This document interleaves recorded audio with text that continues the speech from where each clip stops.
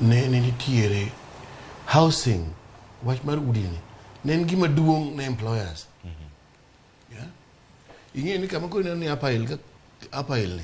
Maga ne kar jo Kenya Post udi jo posta lelo gi joreru. Yeah. To over the years gik mono ketwa kiani privatization kiango no. No me wabolo wach udi piny makata na private companies no bolo wach staff quarters piny. Omiyo udi to dwarore adieri.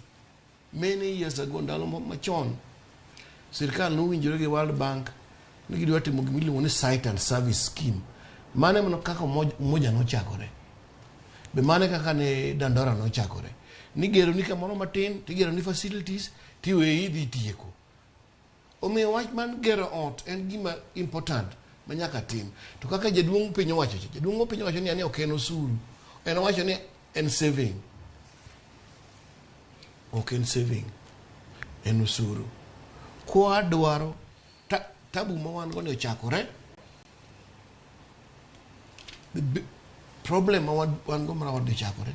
No, we are not okwaken for the EUD. Saving system, saving rate mar Kenya ka ni piny. Yeah?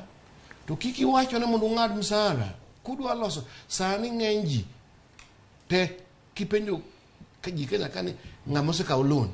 Obro koni no kawo loan e sako.